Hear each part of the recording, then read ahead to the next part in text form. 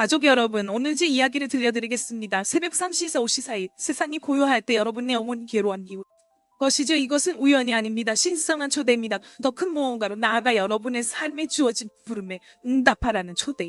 그런데 제가 말씀드리자면 그 순간들이 여러분 인생에서 가장 강력하고 신성한 시간 중 하나라는 사실 알고 계셨나요? 하나님은 여러분 안에서 무언가를 깨우시려 합니다. 오늘은 그 시간에 깨어났을 때 무엇을 해야 할지 정확히 알려드리겠습니다. 하나님이 여러분의 영혼에 주시려 하는 눈 놓치지 않도록요. 새벽 3시에 눈을 뜰 때 그건 단순히 몸이 깨어나는 것이 아닙니다. 그것은 여러분의 영이 응답하는 것입니다. 품을 때가 아닙니다. 바로 하나님께서 여러분의 영혼 문을 두드리며 내 자녀야 내게 보여줄 것이 있다 라고 말씀하시는 순간입니다. 성경 전체를 통해 우리는 하나님이 밤의 고요 속에서 어떻게 움직이시는지 볼 수 있습니다. 하나님은 사무엘을 조용히 부르시고 다니엘에게 신비를 드러내시며 야곱에게 운명을 말씀하셨습니다. 이 모든 순간은 신성하며 여러분을 위한 특별한 만남입니다. 하지만 한 가지 기억해야 할 점이 있습니다. 하나님은 만남을 강요하지 않으시고 늘 초대하십니다. 그 문을 열지는 여러분의 선택입니다. 만약 이 초대를 무시하고 다시 잠에 빠진다면 여러분이 간절히 기도해온 응답, 모든 것을 바꿀 계시 여러분의 길을 바꾸는 신성한 지시를 놓칠 수 있습니다. 깨어났다면 하나님께 말씀하소서 주님 저는 듣고 있습니다 라고 고백하세요. 이 순간이 우연이 아님을 분명히 인식하세요. 이것은 친밀함, 통증비를 요구한 부름입니다. 하나님은 여러분을 빈 껍데기처럼 깨우지 않으십니다. 여러분 안에 부어주실 것이 단지 불편함이거나 잠을 방해받았다고 생각하게 됩니다. 하지만 제가 말씀드리건대 그 답답함이 바로 지금 여러분의 축복을 가로막는 장애물일 수 있습니다. 적은 여러분이 잦은 내고 이것을 불편함으로 받아들이길 원합니다. 초대로 여기지 않도록요. 하지만 여러분이 시각을 바꾸는 그 순간 모든 것이 달라집니다. 왜 또 깼지라고 묻는 대신 주님 저에게 무엇을 보여주시겠습니까? 라고 선언하세요. 답답함을 기대감으로 바꾸세요. 기대감은 계시가 시작되는 출발점입니다. 하나님께서 지금 바로 움직이시려는 마음가짐으로 이 순간에 임하면 여러분의 영혼은 그분의 사역에 더욱 민감해질 것입니다. 적이 당신을 방해하려고 그렇게 열심히 싸우는 이유가 바로 그것입니다. 만약 당신이 믿음을 가지고 깨어난다면 마음을 열 준비가 되어 있다면 신성한 만남에 들어설 것입니다. 이것은 우연한 시간이 아닙니다. 초자연적인 능력이 가장 활발한 시간입니다. 그런 뒤척이며 불평하기보다는 일어나 깊게 숨을 쉬고 이렇게 말하세요. 하나님 제가 여기 있음을 압니다. 준비되었습니다. 그분이 말씀하시기를 기대할 때 당신 그분의 음성을 이전보다 더 분명히 들을 것입니다. 사이에 깨어난다면 당신은 하루 중 가장 영적으로 충만한 시간에 들어선 것입니다. 이 시간은 수동적인 기도를 위한 시간이 아닙니다. 영적 전투가 벌어지고 돌파구가 열리며 운명이 맞춰지는 시간입니다. 당신은 두려움이나 주저함 없이 담대하게 권위 있게 기도해야 합니다. 하늘이 당신 편이라는 것을 확신하는 것이 중요합니다. 우리는 너무 자주 하나님께서 행동하시길 간구하듯 기도하지만 예수님은 이미 우리에게 권위를 주셨습니다. 누가복음 10장 19절에서 말씀하셨습니다. 내가 너희에게 뱀과 정갈을 밟을 권세를 주었다. 이 말씀은 기도할 때 두려워하지 말고 담대히 선언하라. 공격을 물리치고 당신의 삶, 가족, 미래에 드려진 모든 어둠의 일을 취소하세요. 하나님의 약속을 확신해서 선포하세요. 만약 마음에 혼란이 있다면 명료함을 선포하세요. 만약 삶의 정체가 있다면 움직이라고 명령하세요. 영적 세계는 믿음 가득한 말에 반응함으로 약한 기도를 속삭이지 마세요. 굳건히 서서 하늘이 이미 약속한 것을 선언하세요.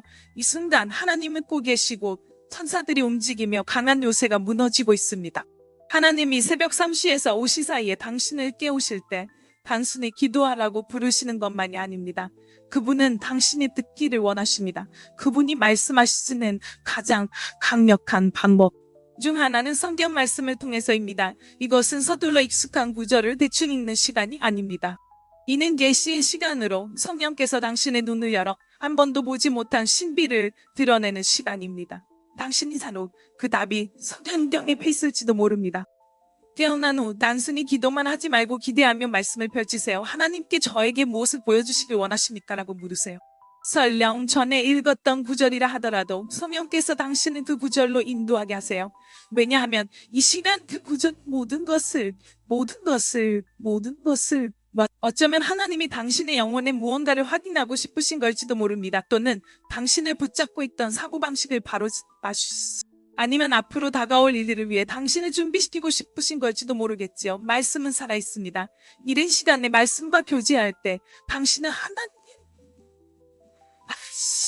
다가가는 것입니다. 전사들이 이렇게 세워집니다. 정보가 아닌 계시를 통해서입니다.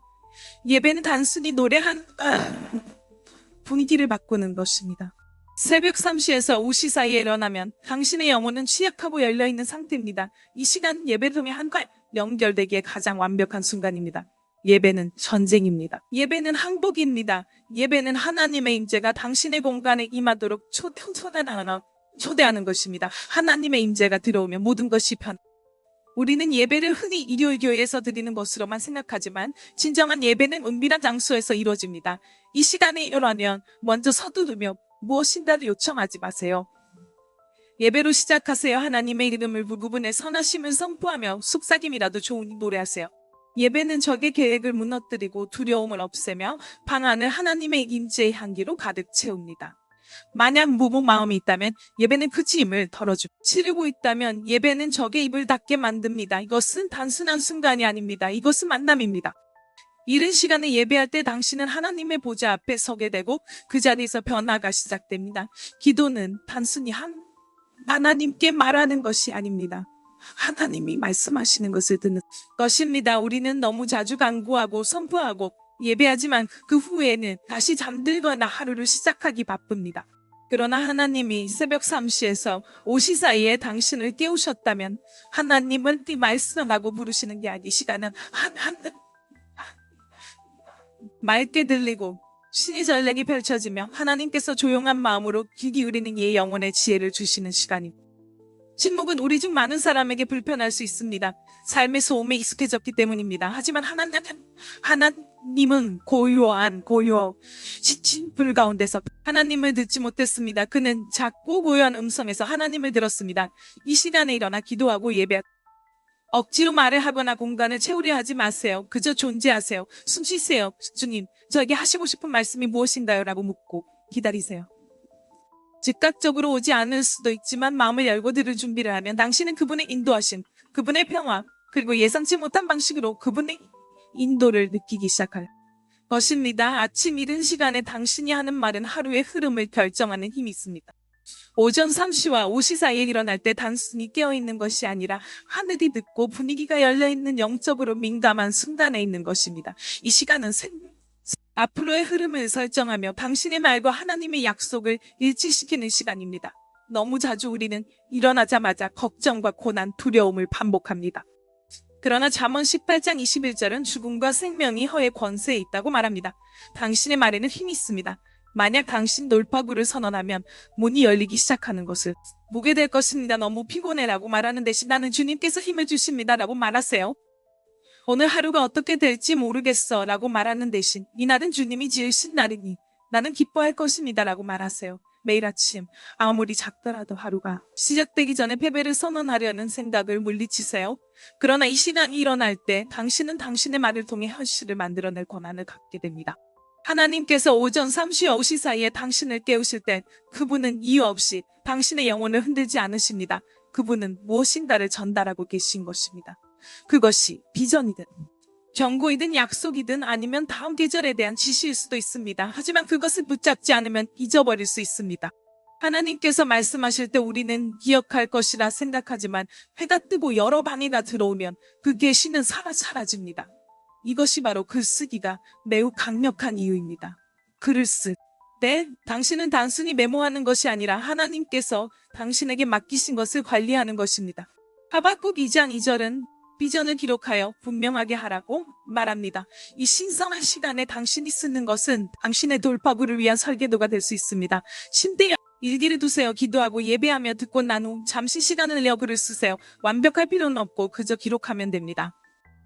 아마도 주목할 만한 성경 구절일 수도 있고 중요한 느낌이 드는 꿈일 수도 있으며 또는 하나님께서 당신의 마음에 깊이 새겨주신 한 문장일 수도 있습니다.